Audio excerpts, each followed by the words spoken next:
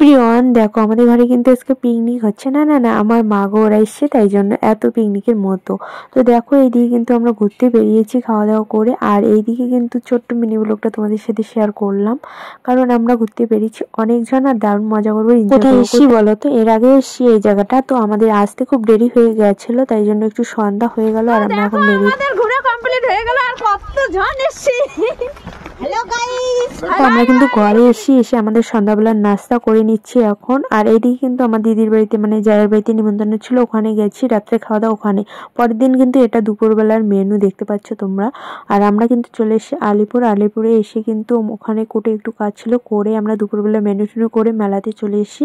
Finally ভিডিওটা দেখতেই পাচ্ছ, তোমরা বুঝতে পারছো মেলা মানে হচ্ছে আলিপুরদুয়ারে ড্রেস মেলাতে।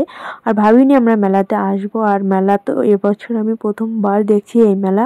অনেক দিন থেকে ইচ্ছে ছিল যে আসবো হয় না, তো আমার এবছরও হয়ে গেল মেলাটা দেখা। আর অনেক বড় মেলা। আর আমরা এসেছিলাম কিন্তু একটা কাজের সূত্রে, আর আমরা মেলা দেখতে গেছি। এদিকে গাড়ি যে ভাড়া করে নিয়ে গেছি উনি খুব রাগ হচ্ছিল, তারপরে আমরা খুব তাড়াহুড়ো করে চলে আসলাম। ভালো করে ঘুরতে পাইনি মেলাটা, তবু দেখে নিলাম, খুব খুশি লাগছে, ভালো লাগছে আর কি। মানে এবছর প্রথম দেখলাম আমি আলিপুরদুয়ার মেলা।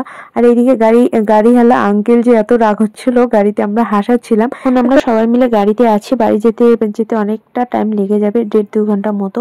তো জানি না, আমি সত্যি ভাবিনি বাড়ি থেকে বের হওয়ার সময় যে মেলা দেখতে পাবো আজকে বা মেলা দেখবো। দারুণ কাটালাম দিনটা। তোমরা যদি কেউ এই মেলা দেখে থাকো অবশ্যই জানিও কমেন্টে, ভালো লাগলে লাইক কমেন্ট শেয়ার করে দিও।